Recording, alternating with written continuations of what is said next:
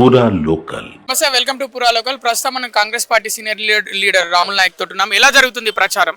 చూస్తలేవా, బ్రహ్మాండంగా జరుగుతుంది.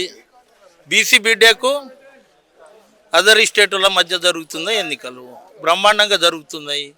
గెలిపే మా దిక్కు ఉంది, నిజాయితీ మా దిక్కు ఉంది. మొట్టమొదటిసారి ఒక బీసీ ట్రంప్ కార్డు ఉంది, గెలిపియాలని అందరు కంకణం కట్టుకుందాం. ఎప్పుడు వస్తుందిరా బాబు 11వ తారీఖు అని చూస్తున్నారు.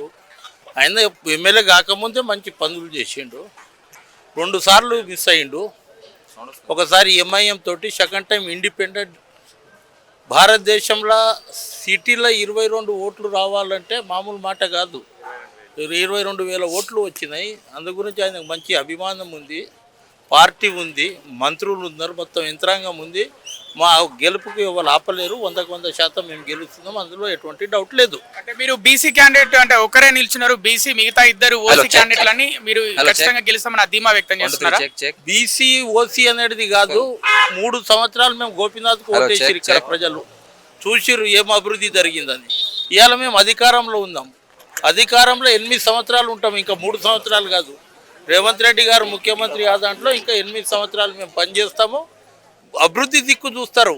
ఈ ఒక సీటు గెలిస్తే మేము ఏదో మా గవర్నమెంట్ వస్తుంది అనేది కాదు. ఈ ఒక సీటు పోతే మాకు ఏం రాదు, కానీ అభివృద్ధి ఫలాలు ఉండాలి. టీఆర్ఎస్కి వేసినాము, ఇంకా ఏం అభివృద్ధి జరుగుతుంది? జూబ్లీహిల్స్ నియోజకవర్గం అని పెద్ద పేరుంది, కానీ అన్ని స్లమ్ బస్తీలు కదా, తిరుగుతురు. మీకు గిట్ట మీడియా మిత్రులకు అర్థమవుతుంది.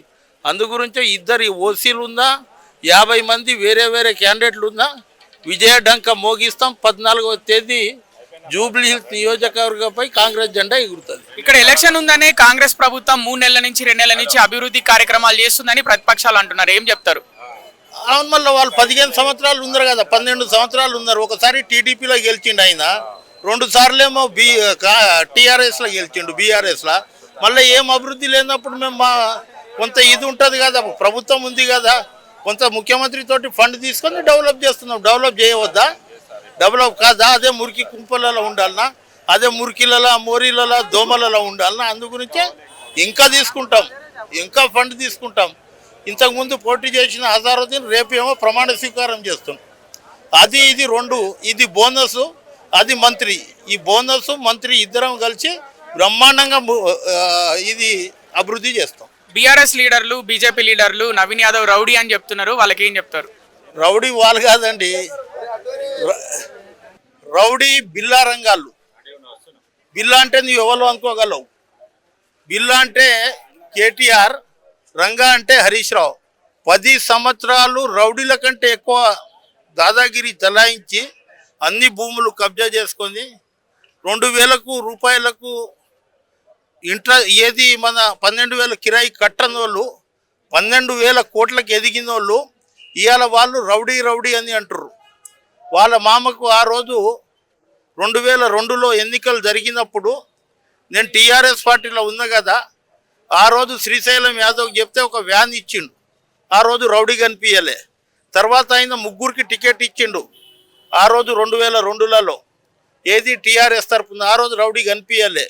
వాళ్ళ జెండాలు లేపి మేము కార్యకర్తలుగా పనిచేస్తే మంచి కార్యకర్త, కానీ మాకు టికెట్ వచ్చినప్పుడేమో మేము రౌడీలం. ఇలా బ్యానర్ ఐటమ్ చూసిన బాధ అనిపించింది. తెలంగాణ పేపర్లో రౌడీ కొడుకుకు ఆడపడుచుకు అని చెప్పారు. రౌడీలు మీరు ఇవాళ మీ ఇంట్లో సరిగ్గా లేరు, దోచుకున్నారు, దంచుకున్నారు, జేబు నింపుకున్నారు. అవి ఎక్కడ పెట్టాలనో అర్థం కాక రౌడీ రౌడీ రౌడీ అని మాకెందుకు అంటారు? ఎక్కడన్నా పత్రిక పోతే 10,000 ఇస్తాడు శ్రీశైలం గారు. ఎప్పుడన్నా నవీన్ యాదవ్కి ఈ పని చేసే అంటే పని చేస్తాడు. రౌడీ రౌడీ రౌడీ అని అంటారు. రౌడీ మేము కాదు, రౌడీలు 10 సంవత్సరాలు వాడు నడిపించారు. షాడో ముఖ్యమంత్రిగా కేటీఆర్ తిరిగిండు. అందు గురించి ఆయనకు మింగుడు పడలేక ఏదంటే అది మాట్లాడుతుండు. డెఫినెట్గా మేము గెలుస్తాం. అందులో చివరి ప్రశ్న, పెద్ది సుదర్శన్ రెడ్డి బీఆర్ఎస్ మాజీ ఎమ్మెల్యే కాంగ్రెస్ ప్రచార రథం కాలబెట్టేస్తా అని సైగల్ చేసిండు. తర్వాత నవీన్ యాదవ్ రియాక్ట్ అయిండు. ఇప్పుడు అది పెద్ద రచ్చ నడుస్తుంది. ఎట్లా చూస్తారు? ఇప్పుడు ఆయనకు ఒక్కసారి కాలబెట్టు, మనం ఎమ్మెల్యే ఉండవచ్చు. ఎవరు ప్రచార రథం వాళ్ళు తిరుగుతారు. వాళ్ళ ప్రచార రథం తిరిగితే మేము గిట్ట ఇట్లా అల్టిమేటం ఇయ్యము. ఎందుకంటే ఓడిపోతుందనే సంకేతాలు వాళ్ళకు వచ్చినాయి.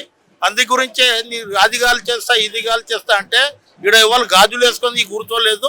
తప్పకుండా యాక్షన్కి రియాక్షన్ ఉంటుంది. ఇటుకతోటి వాళ్ళు కొడితే రాయితోటి మేము కొడతాం. ఇది కాంగ్రెస్ కార్యకర్తలు.